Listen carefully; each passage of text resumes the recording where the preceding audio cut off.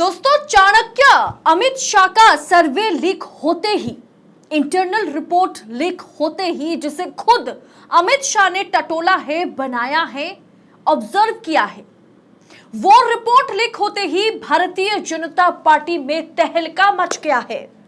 क्योंकि अमित शाह ने जो रिपोर्ट तैयार की है, उस रिपोर्ट में भारतीय जनता पार्टी को 2024 में जितनी सीटें मिलने वाली है और जो दावा नरेंद्र मोदी ने ठोक दिया है, दोनों में मेल नहीं है।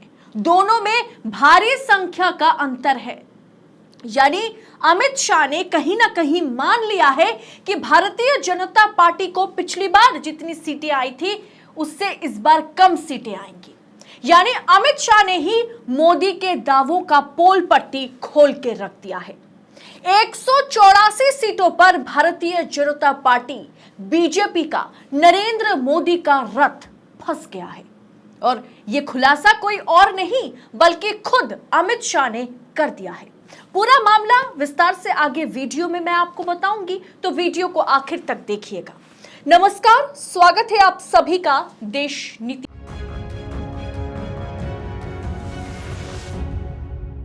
देश नीति, केवल सच्ची और पक्की खबरें। दोस्तों, 2024 चुनाव की तारीखों का ऐलान तो हो गया है और 4 जून को यह भी तय हो जाएगा कि नरेंद्र मोदी तीसरी बार के लिए प्रधानमंत्री बनने जा रहे हैं या नहीं। लेकिन यहां पर एक बड़ी मुश्किल का सामना जो है भारतीय जनता पार्टी को करना पड़ रहा है।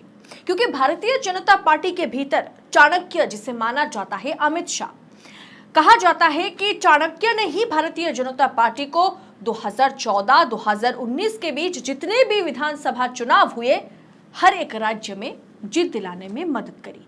लेकिन 2024 में चाणक्य अमित शाह का जो रिपोर्ट कार्ड है और नरेंद्र मोदी के पास जो आंकड़े हैं, जो नरेंद्र मोदी दावा कर रहे हैं, दोनों में भयंकर अंतर देखा जा रहा है। अब कितनी सीटों का अंतर है, कौन कौन से राज्य में भारतीय जनता पार्टी मुंह के बल गिरने वाली, और इसी का खुलासा इंडिया टुडे कॉन्क्लेव में अमित शाह ने कर दिया है।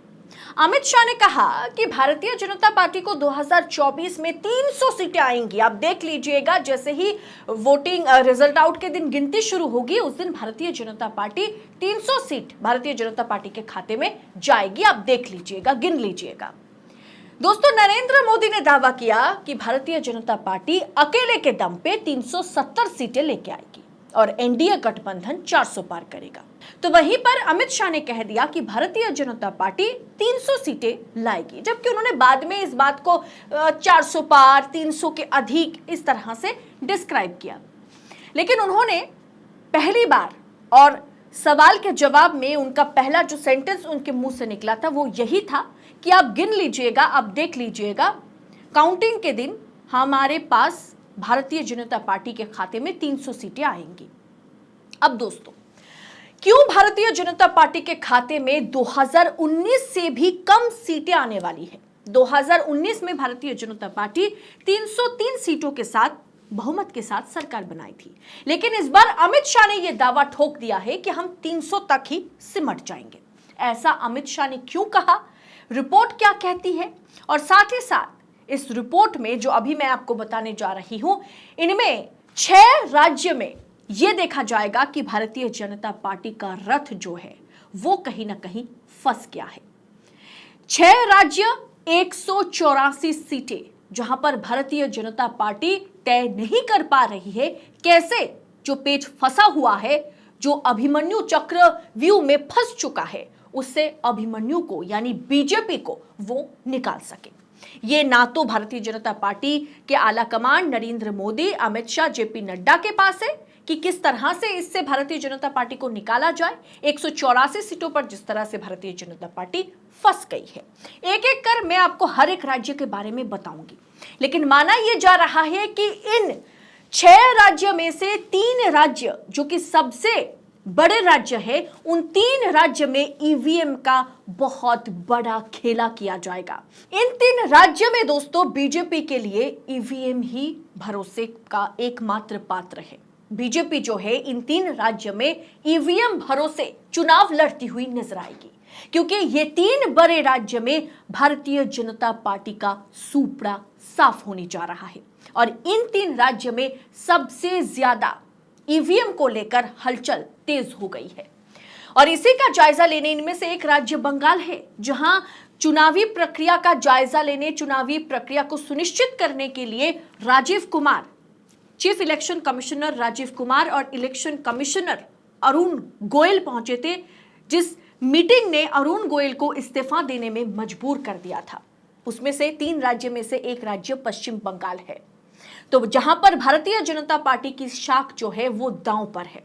एक एक कर मैं हर एक डिटेल आपको बताऊंगी, हर एक राज्य के बारे में बताऊंगी, तो वीडियो को आखिर तक देखिएगा। दोस्तों, इन 6 राज्य में इस तरह से भारतीय जनता पार्टी 184 सीटों पर फंस गई है कि अमित शाह का जो इंटरनल सर्वे है, जो इंटरनल जांच पड़ताल के बाद वो खुद रिपोर्ट तैयार करते हैं, उस रिपोर्ट में यह पाया गया कि 6 राज्य में भारतीय जनता पार्टी अच्छी खासी सीटें गंवाने जा रही है और कैसे भी करके बस शायद 300 तक ही भारतीय जनता पार्टी पहुंच सके।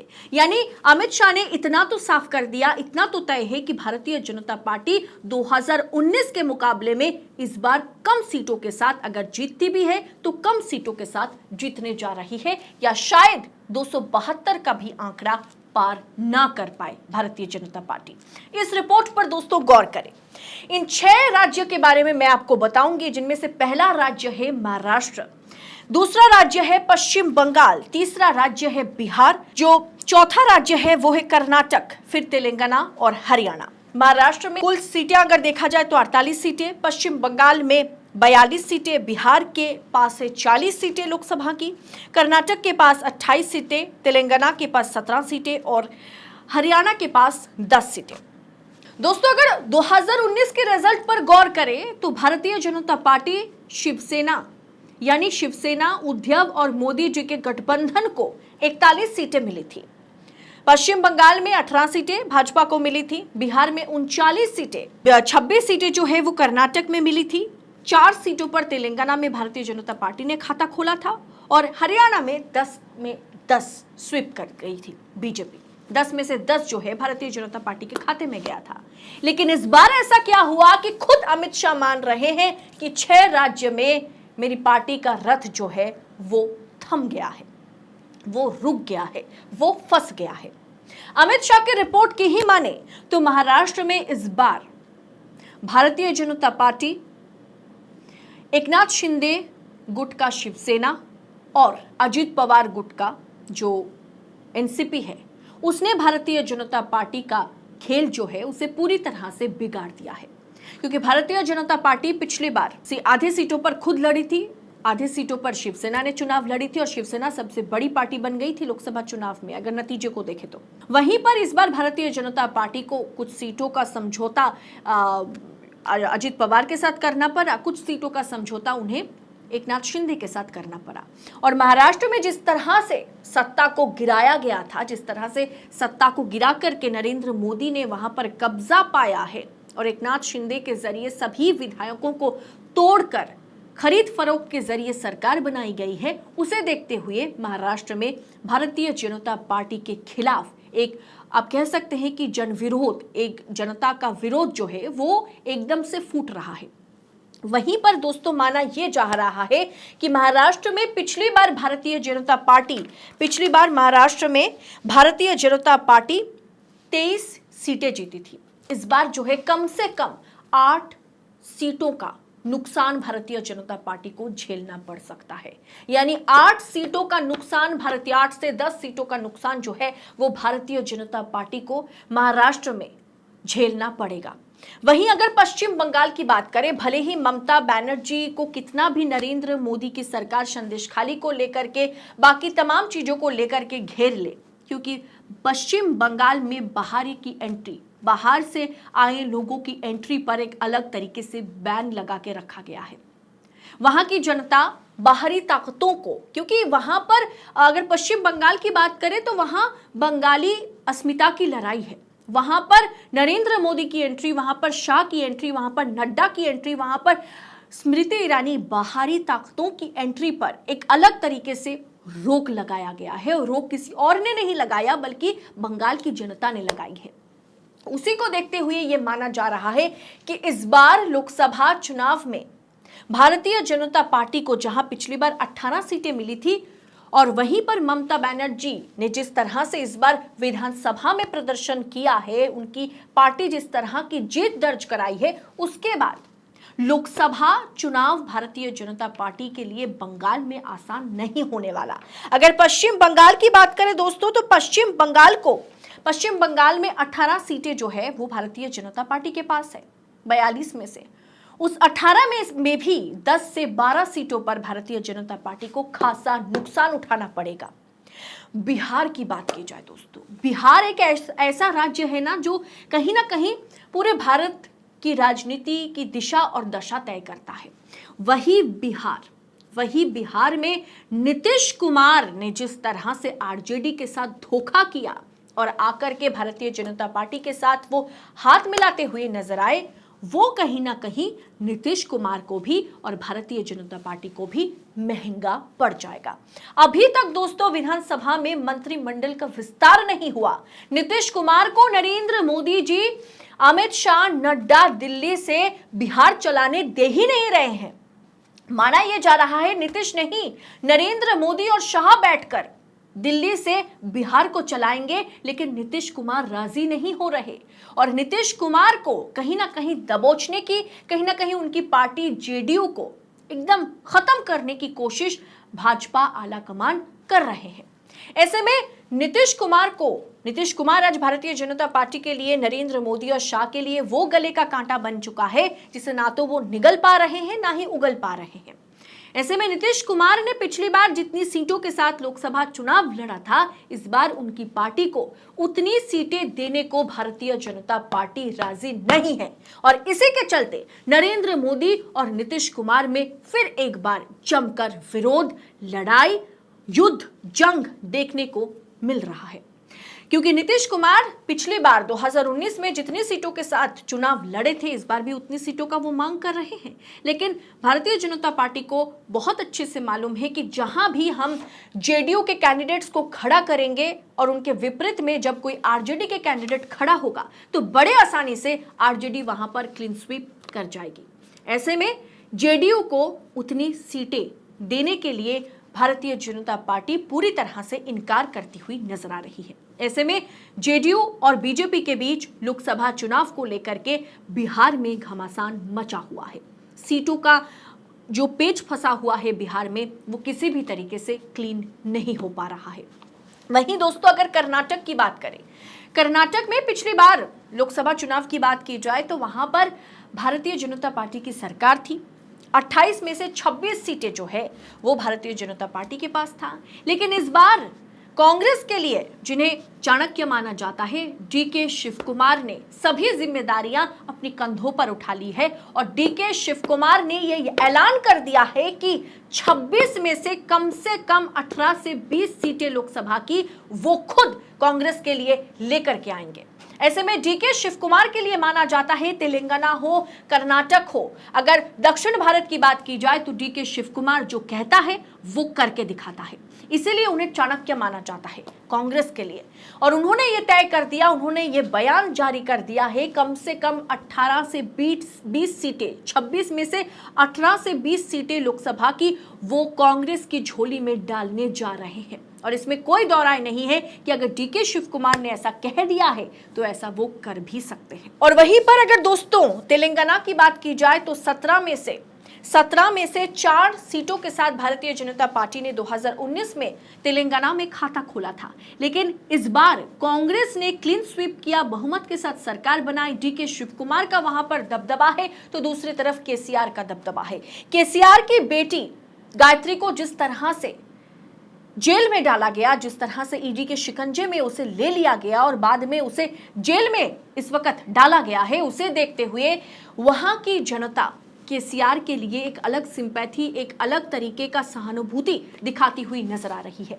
तो उनके लिए पहला पसंद जो है वो या तो विधानसभा में जिनकी सरकार बनी हुई है वो कांग्रेस या फिर पुरानी पार्टी केसीआर की पार्टी होगी। कहीं पर भी भारतीय जनता पार्टी को इस बार वहां की जनता वोट देती हुई या आप कह सकते हैं कि भारतीय जनता पार्टी के लिए मन बनाती हुई नजर नहीं आ रही है।